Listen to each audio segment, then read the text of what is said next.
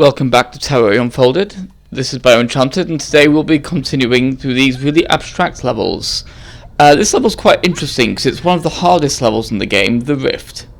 Well, actually it's called the Tear. Because of course it's just where all the scraps from the story landed. And something I quite like is you can actually see that if you look in the background. Like if you look just beneath me here, you can see part of the mountain with the little glitching snowflake, which is a very cool visual thing.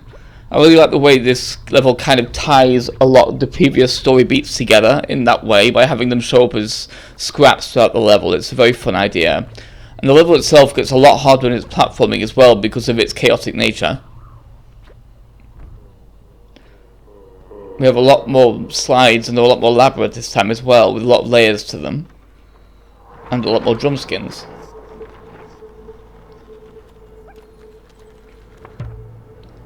Now this, I don't know what the purpose of this is, apart from potentially to hide some confetti, because it looks like it should roll up even further, but it just doesn't, which is a very strange thing. But I think it's trying to get across how primal this area is, that it no longer makes any real sense when it comes to game design, because it's not a designed part of the game as far as the story is concerned. It is the wildest part of the story where all the bits that don't really work go to, or that no longer have a place in it, go to languish. Their chapters are finished, and therefore the story has no use for them anymore, and so they just kind of hang out here forever. Nothing else to really do, because the story didn't really decide to give them anything.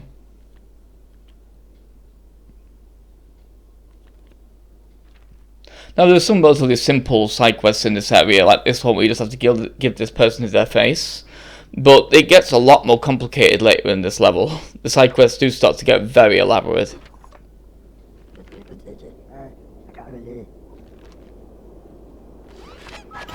But yeah, this is kind of a red herring really, this glue strip, which is a little bit annoying, but I'm kind of playing the camera up, you can kind of see there's nothing else up there. But yeah, also we have all these platforms that are now kind of controlled by the way the controller moves, which is a pretty fun idea, and a fun way of, because they're kind of curved, it's a fun way of adding difficulty to them, because now you have to be careful where on them you stand, as well as how far you tilt the controller. And in some cases I've had to tilt the controller almost upside down to get certain things done properly, because of like how far they move sometimes. But yeah, this is one of the really elaborate parts where the Scarecrow's lost his head. I do try and get it back, but I don't realise how much more elaborate this particular one was going to get. There's some trickier platforming with the drum skins getting up here. Which of course is a cute way of kind of calling back to the fact that the Scarecrow was purely a platforming thing, given it was going up the massive mountain. So it's like a cute little way of including the mountain in that part of the level. But here we have the squirrels playing with his head like a football, and an actual football match going on down there. I try and get the head back naturally, but I just kind of... these squirrels are very fast. I think I need to do something with the football pitch to get them to leave the pumpkin head alone, and I don't quite figure out what that is. So let's just move on, shall we? But yeah, that's an example of how much more elaborate these side quests can get, because it's starting to layer things. I also quite like the flat version of the Wayward Gopher's home as well, right there. And here we start having to move the controller in more extreme directions, so that we can actually get across these platforms.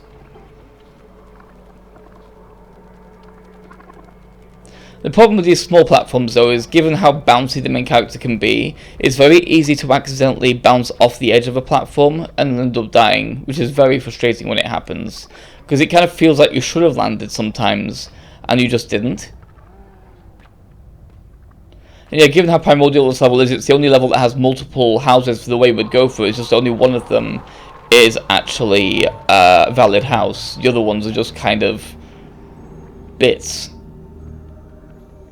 This is actually pretty tricky to work out unless you go a bit further, because sometimes the platforms get a little bit off-screen, but also here's quite a cute thing where you have these walls that move alongside the platforms as well.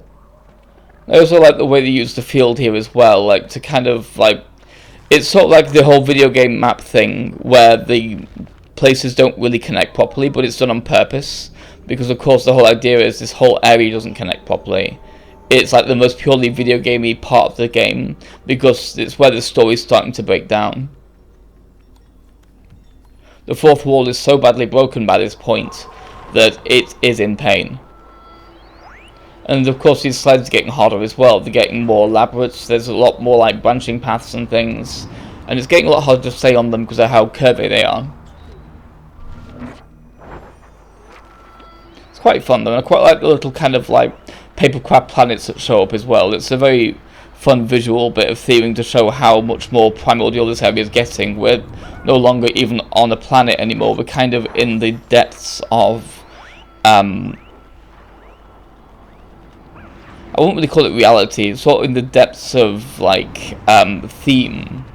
Like we're in that story in its purest form. There's no real structure to it. There's no real chapters or anything like that. It's just the purity of the themes and the platforming kind of becoming its own thing, and refusing to be tied down to any kind of notion of genre.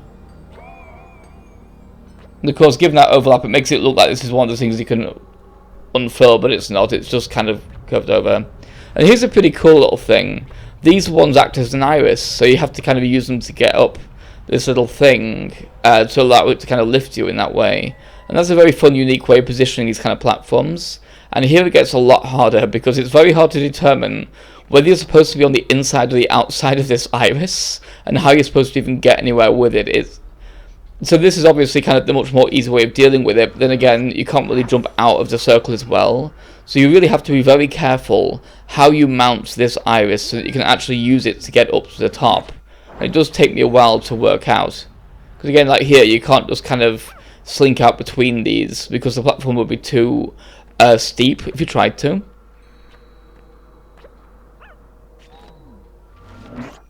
But here I have to turn the controller even harder, because of course the way it's moving is not going to work right now. It needs to move in the other direction, which means I have to take it to its extreme and then beyond. So the controller is now upside down in my hands to make it the right shape so I can get up here, which is insane. It's a really fun way of using the movement of the controller.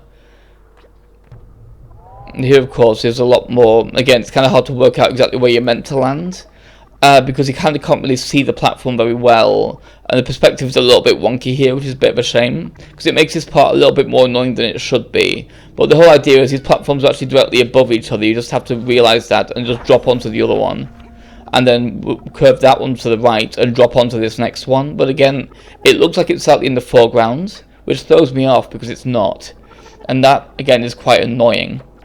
It's the one part of this level I find is a little bit overly nonsensical, because the other things you can kind of figure out, but that one you really have to be careful with. And of course here we have some gluey parts that you just have to kind of match up together so that you can use them as makeshift walls. A little bit seasick inducing, but still quite a fun idea.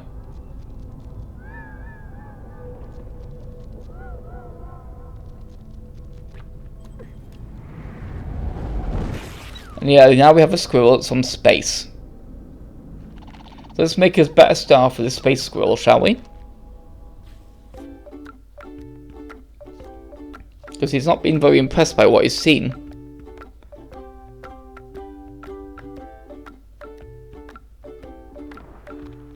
Trying to layer it a bit, but touchscreen's kind of hard to work with sometimes.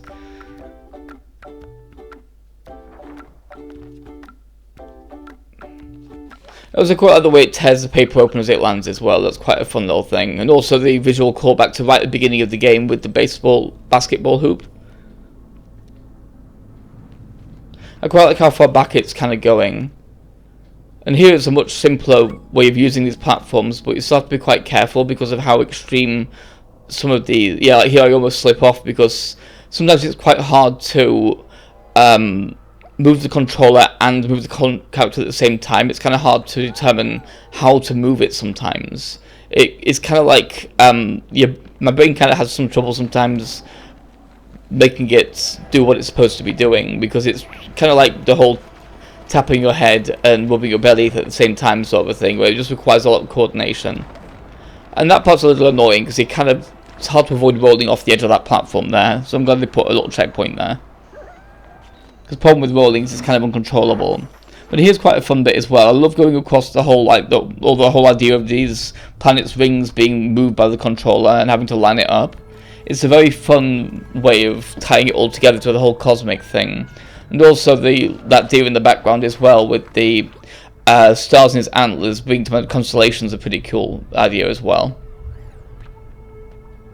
And here some of the platforms are a little bit hidden by how they're rotated, so you have to be kind of observant with how they're moving. To notice some of them are just up off screen or down off screen in a way that you can't really see.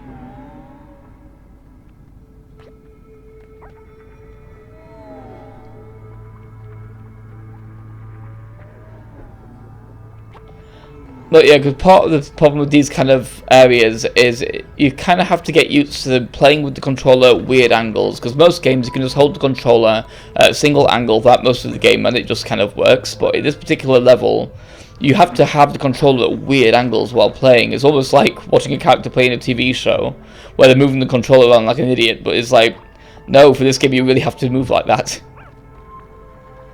And this side's quite tricky because it gets quite a bit narrower as it goes on, as well as being very winding. This is kind of like the final transitional area.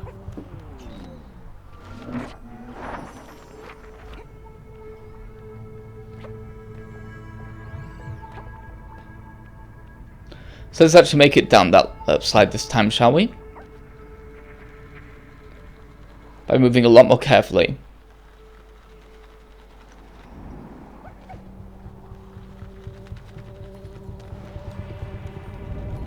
So at this point, we're at the end of the game. We only have 2 more levels to go. So, join me next time as we enter this final set of levels and see how this story goes. Please remember to like and subscribe if you enjoyed what you saw, and also leave a comment to discuss the game if you'd like to, and also remember to check out my Patreon as well. So, thank you for your time, and have a nice day.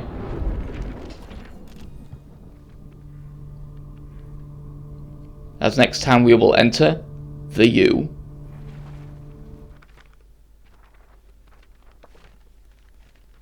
I guess the us.